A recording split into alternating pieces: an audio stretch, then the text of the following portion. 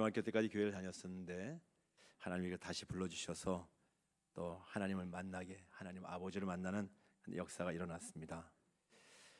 나이가 들어서 눈물이 나는 것이 아니라 하나님의 은혜를 입어서 눈물이 나는 겁니다. 오늘 하나님을 예배하는 자로 나온 여러분들을 사랑하고 축복합니다. 눈도 몹시 많이 왔고요. 추운 날씨임에도 불구하고 주님을 사랑하기 때문에 여기까지 달려 나온 줄 믿습니다. 참 잘하셨습니다. 주님이 가장 기뻐하십니다. 아침에 그 교회를 나오는데 우리 장로님들, 권사님들이 주차장에 눈을 열심히 치우고 계시더라고요.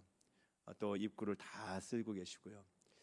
성도들이 눈이 아주 높이 쌓여 있는데 성도들이 오는 길을 참 편안하게 만들어 주기 위해서 우리 장로님, 권사님들이 애를 쓰고 있는 모습들을 볼 수 있었습니다. 어제 오후에는 젊은 집사님 두 사람이 저에게 오더니 목사님 염화칼슘 있습니까? 라고 물어봤습니다. 눈이 많이 왔고 교회 주차장이 빙판이 될 것 같으니까 뿌려주려고 한 것입니다. 교회에 준비된 것은 없었고 이 집사님들 차를 타고 가서 염화칼슘 몇 포대를 사다가 주차장 곳곳에 뿌려놓은 것 같습니다. 왜 그렇게 합니까? 우리 교회 성도님들이 교회에 나오는 길이 불편하지 않도록 길을 준비해 놓는 것입니다. 오늘 아침에도 그렇게 길을 또 준비해 놓으신 분들이 있었고요. 어젯밤에 교회를 나왔는데 교회 유치부실에 바닥 장판 전기가 들어오지 않아요. 난방기가 들어오지 않습니다. 만나올 전등이 나갔습니다. 예배당 난방기도 작동이 되지 않았습니다. 여기저기 만져보면서 왔다 갔다 하면서 애를 써봤지만 소용이 없었습니다. 더더구나 밤 늦은 시간이기 때문에 어디 도움을 요청할 수도 없어서 난감하기만 했습니다. 오늘 주일날 당장 찬양대 연습실이 없고 또 유치부 예배를 드리기가 어려운 상황입니다. 이곳 예배당에서도 추위에 떨면서 예배를 드려야 되는 상황이 벌어졌습니다. 안절부절 못하다가 좀 잘 알겠다 싶은 집사님들에게 전화를 걸었고요. 밤 9시, 밤 10시경에 교회로 집사님들이 달려 나왔습니다. 결국 원인을 찾아냈고 또 한전에 전화를 해서 한전에서 출동을 했어요. 밤 10시 넘어서. 그래서 전신주가 문제였는데 전신주의 문제를 해결해 줬습니다. 여러분, 우리가 오늘 안전하게 교회에 모이고 또 편안하게 예배를 드릴 수 있는 것은요, 자원함으로 수고한 분들이 있었기 때문입니다. 그 집사님들은 여러분들이 주님 앞에 나오는 길을 준비하는 역할을 한 것입니다. 그렇게 애쓰고 수고하고 준비했을 때 여러분들이 나올 수 있는 길이 열려졌다라는 거예요. 이렇게 편안하게 예배 드릴 수 있는 것입니다. 예수 그리스도께서 2000년 전에 이 땅에 오셨습니다. 그분은 온 세상의 구주로 이 땅에 오셨습니다. 그 성탄절이 한 주 앞으로 다가왔는데요. 여기저기 성탄 장식이 불빛을 내면서 성탄 분위기가 물씬 풍겨지고 있습니다.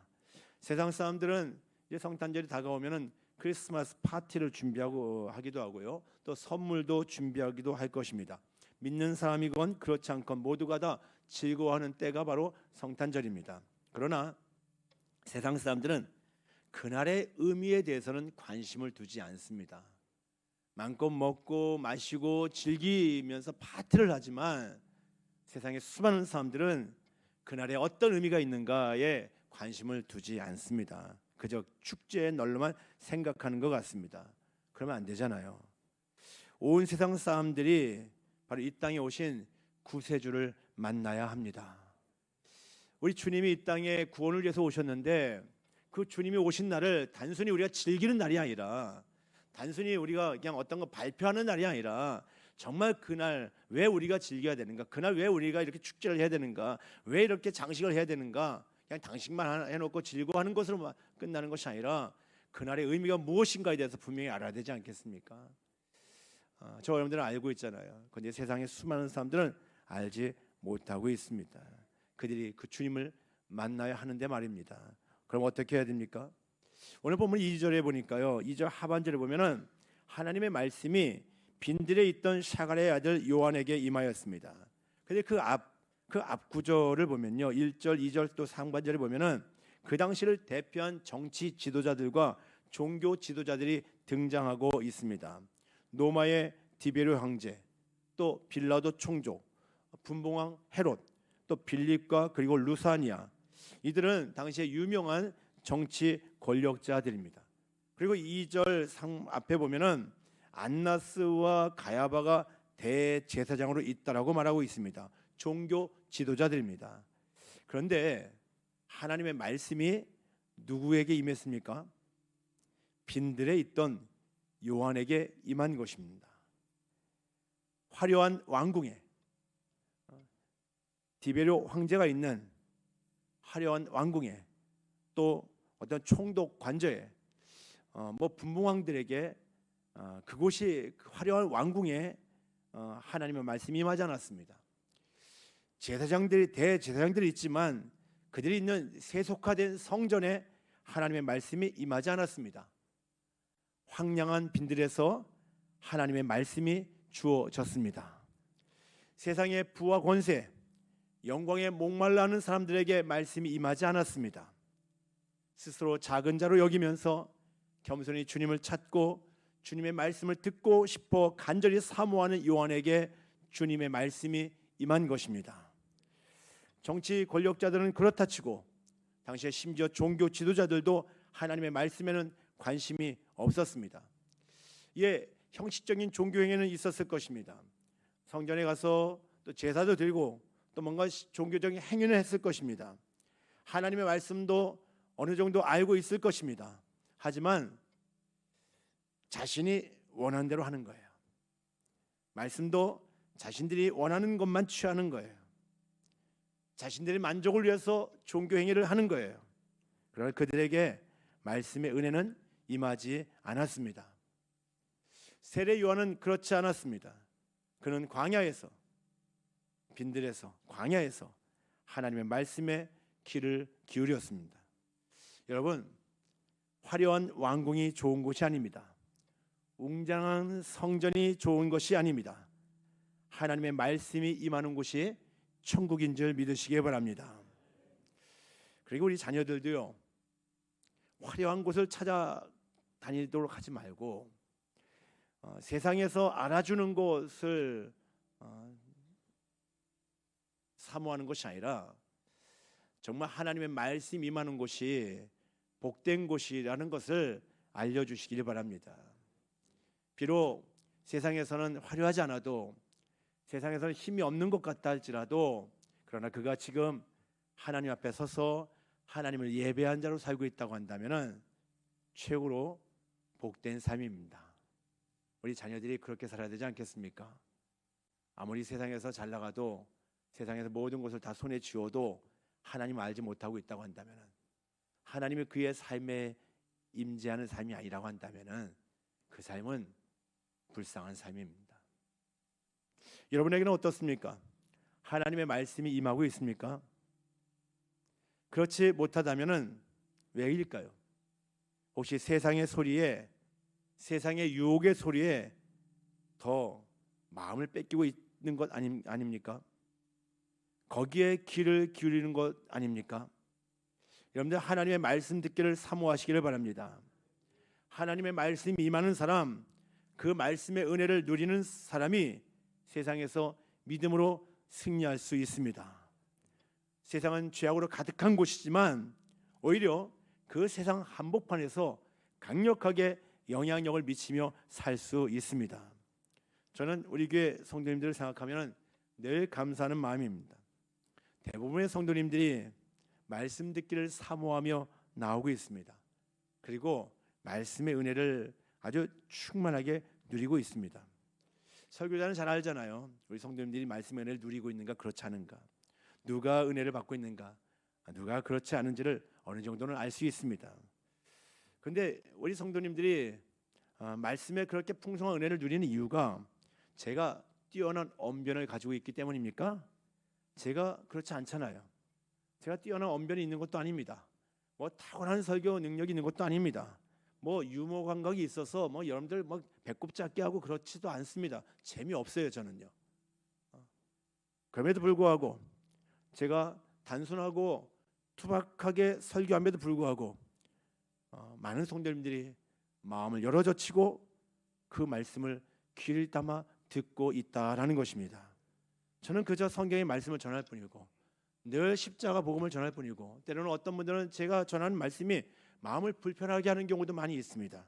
그럼에도 불구하고 마음을 열고 그 말씀을 믿음으로 받고 있는 거예요. 거기에 하나님이 은혜를 부어 주시고 계시는 것입니다. 예, 우리 교회 특별히 하나님의 성령이 많이 역사하시는 것 같아요. 조금 전에 간증한 성도님이 고백했잖아요. 그냥 예배 나와서 예배 드리고 찬양을 드릴 때 눈물이 자주 난다는 것이죠. 예, 저는 그런 고백을 너무 많이 들어요. 너무 많이 들어요. 그냥 우리 교회 첫날 나와서 예배 드릴 때 그냥 우리 코람대우 찬양팀이 찬양하고, 또 찬양대가 또 호산나 찬양대가 찬양하고, 또 목사님 말씀을 전하는데 그냥 찬양을 듣는 가운데, 말씀을 듣는 가운데 그냥 눈물이 계속 쏟아진다고 하신 분들이 너무나 많이 있습니다. 그런 고백이 계속되고 있어요. 왜 그렇습니까? 예, 우리 교회 안에 하나님이 기뻐하시는 거예요. 성령님이 역사하시는 거예요. 그러니까 어떤 우리가 능력 있는 게 아니에요. 찬양대가 대단한 어떤 찬양을 그냥 뭐 전문가들이 많아갖고 멋들어지게 찬양을 하고, 또 우리 찬양팀들이 그렇게 하고, 또 제가 그렇게 하는 거 아니에요. 그냥 우리는 그냥 주님의 은혜에 순종하면서 그 일들을 감당하고 있는 거예요. 그랬더니 성령께서 기뻐 역사하시는 것이죠. 우리 성도님들이 예배 나와서 그렇게 은혜를 받는 거예요. 또 우리 대부분 성도님들이 그 은혜 받으면서 계속 귀를 기울이고 있는 거예요. 마음을 열고 말씀을 듣는 거예요. 그럼 하나님이 또 계속해서 은혜를 부어주시는 거예요. 더더욱 은혜를 사모해서 또 성자모 훈련도 받고, 또 제자 훈련도 받고, 마도하이주도 참여하고, 어성경도 참여하고, 그러면서 더더욱 은혜를 많이 부어주시는 그런 경험들을 하게 된다라는 것입니다. 여러분들 계속해서 주님의 말씀의 은혜를 사모하며 주님 앞에 나갈 수 있기를 주님의 이름으로 축복합니다. 요한이 바로 광야에서 그는 하나님의 말씀의 은혜를 입었습니다. 이렇게 하나님의 말씀을 받은 요한이 이제는 빈들을 떠나서 요단강 주변 지역 곳곳을 찾아다니면서 회개의 세례를 전파했습니다. 이 회개의 세례는 진정으로 회개하는 자가 죄사함을 얻을 수 있다고 하는 약속의 표시입니다. 회개하며 하나님 앞에 나가면은 하나님이 죄 사해 주신다는 거예요. 그 약속의 표시로 바로 이 회개의 세례를 베푸는 것인데요. 그러니까 요한이 회개의 세례를 베풀면서 바로 백성들이 그리스도에게 나갈 수 있도록 준비시키는 일을 했다라는 것입니다. 요한은 백성들로 하여금 자신들의 죄악된 행실을 돌이키게 하고, 뒤에 오실 그리스도, 앞으로 오실 그리스도를 영접하고 구원받을 수 있도록 하는 예비 사역을 한 거예요. 요한이 백성들을 구원해 줄 수 없습니다. 요한이 구원해 줄 수 있는 능력이 없습니다. 요한은 예비 사역을 한 거예요. 백성들이 주님을 만날 수 있는 길을 열어놓는 예비 사역을 하는 거예요. 그리고 실제 구원 사역은 주님이 오셔서 하는 것입니다. 4절에 보면은 이 세례 요한의 사역은 이미 이사야 선지자를 통해서 예언된 말씀이라고 합니다. 4절에 보면은 선지자 이사야의 책에 쓴 바 이렇게 말씀하고 있는데요. 이사야서 40장 3절에서 5절 말씀에 이렇게 말씀하고 있습니다. 외치는 자의 소리여 이르되 너희는 광야에서 여호와의 길을 예비하라. 사막에서 우리 하나님의 대로를 평탄하게 하라. 골짜기마다 도두어지며 산마다 언덕마다 낮아지며 고르지 아니한 곳이 평탄하게 되며 험한 곳이 평지가 될 것이요 여호와의 영광이 나타나고 모든 육체가 그것을 함께 보리라. 이는 여호와의 입이 말씀하셨느니라. 아멘. 이 이사야서 40장의 말씀, 이 말씀은 본래 바벨론 포로 생활을 끝내고 고국으로 돌아오는 이스라엘 백성들을 여호와께서 구원해 주실 것이다라는 것을 보여주는 것입니다. 이스라엘 백성들이 나라가 망했어요. 바벨론의 포로로 잡혀갔어요. 포로 생활 하는데 이제 70년 만에 다시 돌아오는 거예요. 그런데 하나님께서 그들을 이제 이 포로 생활 가운데서 건져내시고 이제 고국으로 돌아오게 하시는데, 하나님이 그들을 구원해 주실 것이다라는 거예요. 그리고 이스라엘 백성들이 사막을 통과해서 돌아와야 되는데 바로 왕 대신 하나님께서 함께 하신다라는 것입니다. 그리고 왕 대신 하나님이 앞장서시는 거예요. 백성들은 이제 바벨론 포로에서 이제 다시 고국으로 돌아가는데 왕 대신 하나님이 앞장서서 백성들을 이끌고 가시는 거예요. 그것을 이제 성경이 보여주는 거예요. 여러분들 하나님이 왕이 되셔서 앞서 가신다고 계셨는데, 왕이 행차할 때는 어떻게 합니까? 왕이 행차하실 때는 어떻게 합니까? 왕이 행차할 길을 미리 가서 그 길을 평탄케 하지 않습니까? 길이 나쁘면, 혹시 길이 나쁘면은 다시 만드는 거예요. 왕이 편안하게 갈 수 있도록. 그리고 행차할 때는 앞선 자들이 외칩니다. 길을 비켜라, 왕이 나가신다. 길을 비켜라, 왕이 나가신다. 그렇게 하면서 왕이 갈 수 있도록 하는 거예요. 우리 성도님들이 오늘 왕의 대우를 받는 거예요. 여러분들이 잘 나올 수 있도록 우리 장로님 권사님들이 막 눈을 치우고 이 주차장에 길을 내고 그렇게 편히 들어올 수 있도록. 근데 왕이 행차할 때 그렇게 길을 만드는 거예요. 길을. 백성들을 구원하시는 분은 왕 대신 하나님이십니다. 그러나 종들이 그 길을 준비하는 것입니다. 바로 선지자들이 그런 종들이고요. 또 이 시대는 저 여러분들이 바로 그런 종들이다라는 것입니다. 바로 여호와의 길을 예비하라, 우리 하나님의 대로를 평탄하게 하라, 이렇게 말씀하고 있는데요. 이것은요, 이스라엘로 회개하라는 거예요. 그냥 길을, 지금 물리적인 길을 만들라는 것이 아니라 이스라엘로 회개하라는 거예요. 선지자들이 하나님 말씀을 전하고 회개의 말씀을 선포하고, 그런 가운데 백성들이 말씀을 듣고 자신들의 죄악들을 보면서 하나님 앞에 자신들이 얼마나 크고 엄청난 죄악을 범했는가, 심판받아 마땅한 자신의 죄악들을 보고 그걸 철저히 하나님 앞에 회개하라는 거예요.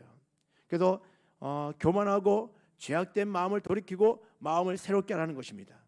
그러면은 하나님의 영광이 나타날 것이다라고 바로 이사야 선지자를 통해서 말씀을 하셨다라는 것입니다.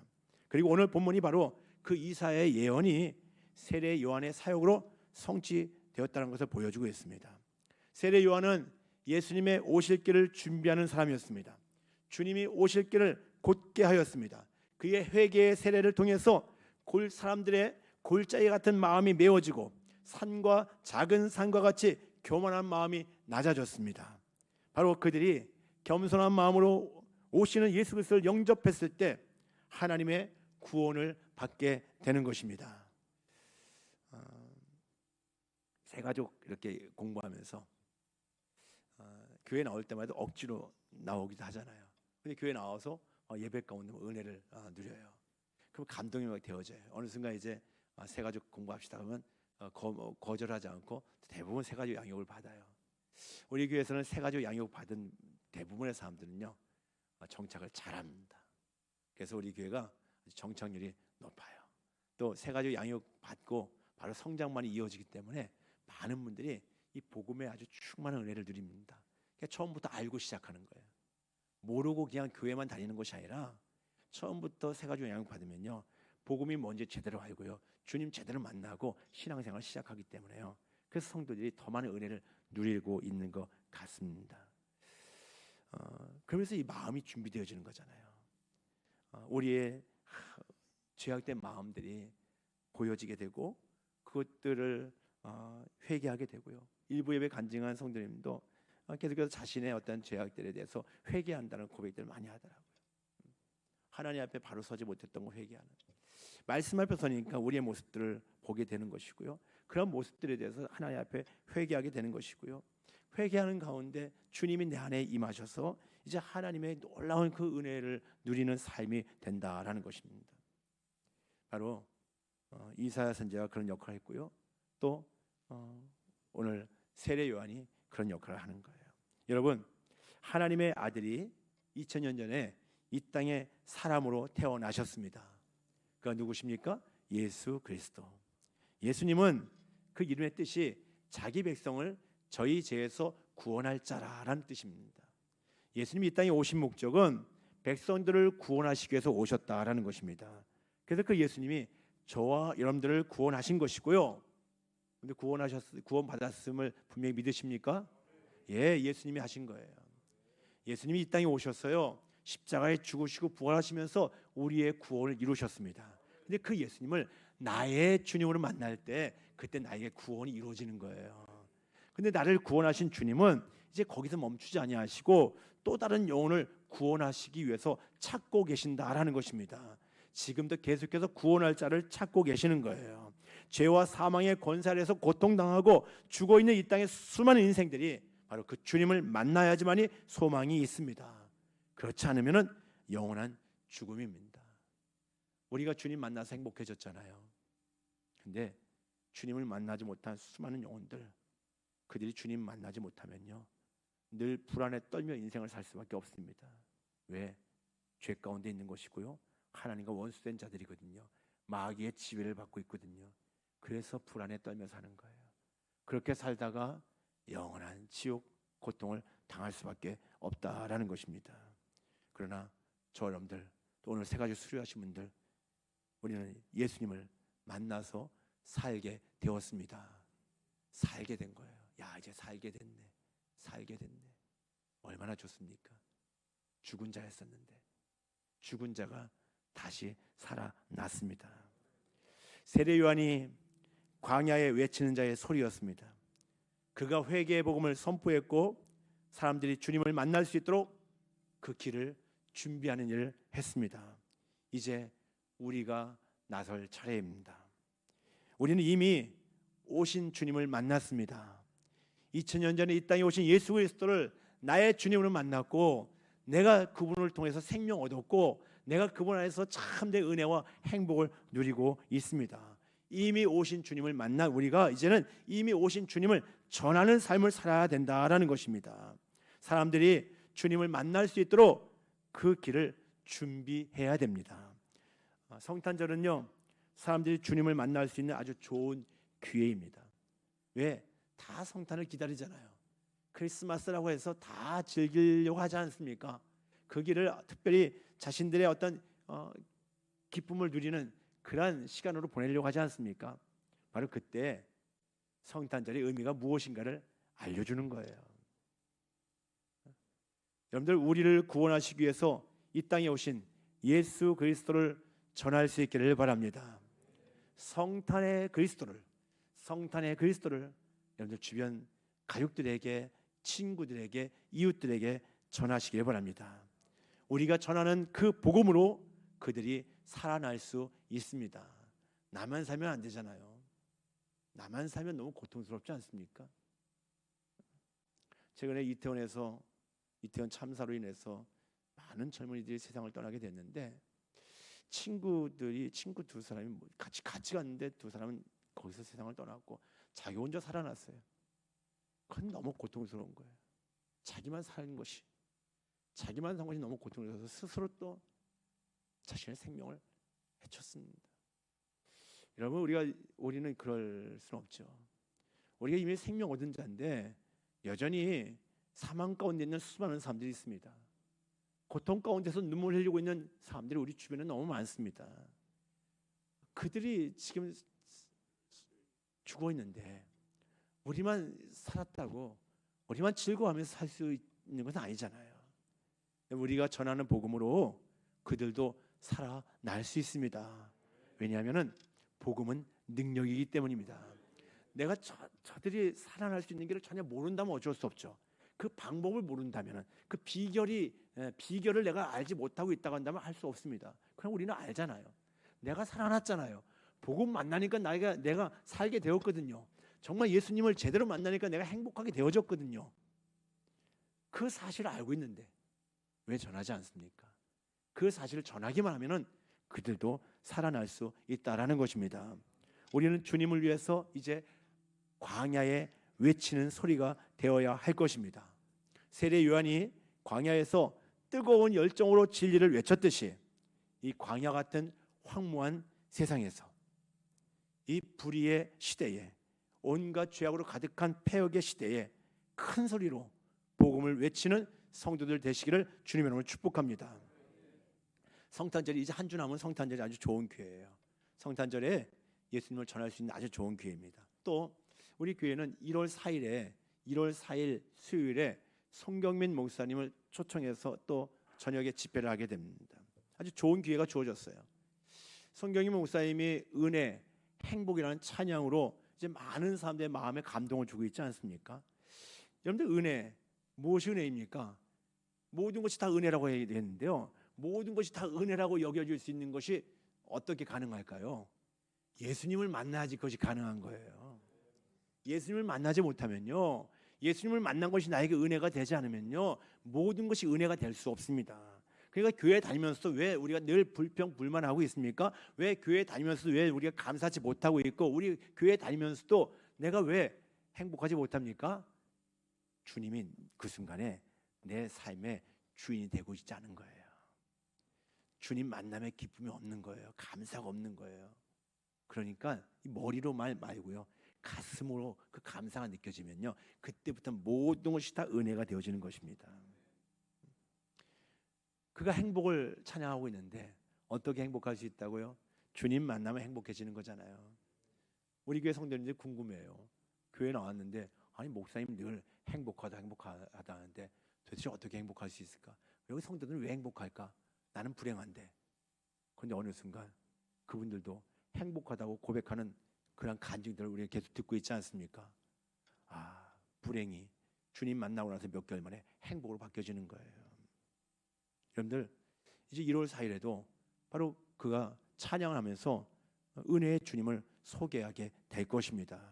여러분들 주변 영혼들이 그 주님을 만날 수 있는 길을 준비하시기를 바랍니다. 주님이 그들을 만나 주시기 원하시는데 길이 있어야 되잖아요.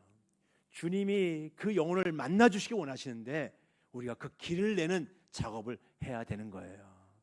우리가 길을 잘 내면은 주님이 그들을 찾아가시고 그들도 주님 앞에 나오고 주님과 그들이 만날 때 놀라운 구원의 역사, 생명의 역사가 일어나게 될 것입니다. 여러분들이 축복의 통로가 되십시오.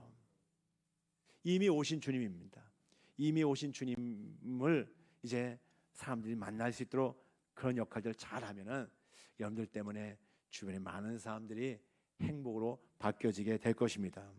근데 또 주님은 이미 오셨지만 또 우리에게 계속해서 약속하신 것은 다시 오신다라고 말씀하셔요. 내가 반드시 속히 오리라. 내가 반드시 속히 오리라. 여러분들 주님 다시 오실 것을 믿으십니까? 다시 오실 주님의 길을 준비하시길 바랍니다. 주님이 반드시 재림하신다라고 약속하셨습니다. 그다음 우리가 해야 될 것은 계속해서 복음을 전하는 거예요. 다시 오실 주님을 전하고 이미 오신 주님을 전하고 다시 오실 주님을 전하는 거예요. 마태복음 24장 14절 말씀 보니까요, 이 천국 복음이 모든 민족에게 증언되기 위하여 온 세상에 전파되리니 그제야 끝이 오리라. 아멘.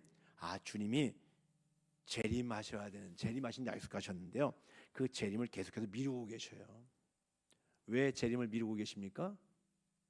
온 세상에 모든 사람들에게 복음이 다 전해질 때까지 기다리시는 거예요. 혹시 한 번도 복음을 들어오지 못한 사람들이 있다면은 빨리 그들에게 복음을 전하는 것이 우리가 주님의 재림의 길을 준비하는 겁니다. 우리가 복음 전파할 때 주님은 주님의 복음은 더 많은 사람들 전해주고 그때 이제 주님이 다 때가 되면 이 땅에 오게 될 것입니다. 주님이 오시면은 그날이 우리에게는 영광스러운 날이잖아요. 그날을 기다리지 않습니까? 정말 그날을 사모하지 않습니까? 이 고통의 땅에서 정말 버겁잖아요. 그런데 주님 다시 오시는 그날이 우리에게는 기쁨의 날이고 그날이 우리에게 영광의 날입니다. 우리가 그토록 사모하는 완전한 구원이 그때 이루어지게 될 것입니다. 여러분들 그날을 사모하면서 계속해서 믿음의 길로 나갈 수 있는 여러분들 될 수 있기를 주님의 이름으로 축복합니다. 여러분들 통해서 더 많은 생명이 구원받는 역사가 일어나기를 원합니다. 우리 장로님이 기도하실 때 내년에 우리 표어가 뭐라고 했습니까? 제가 아직 발표하지 않았는데 우리 장로님이 기도를 통해서 발표했어요. 이게 하나님의 뜻이 있는 것 같아요. 내년에 우리 봉선중앙교회 표어는 샬롬 부흥입니다. 우리 하나님은 우리에게 평안을 주시기를 원하시는 분이십니다. 우리를 향한 하나님의 생각은 평안이요 재앙이 아니니라 라고 말씀하고 있어요. 그리고 우리에게 미래와 희망을 주신다라고 말씀하고 있습니다. 그래서 저는 우리 교회 성도님들이 내년 한 해 정말 샬롬의 복을 누리기를 원합니다. 그래서 우리 안에 어둠들은 떠나가고 근심연연은 떠나가고 주님 주신 참 평안을 모든 성도들이 누리는 해가 되기를 바랍니다. 근데 우리만 누리면 안 되잖아요.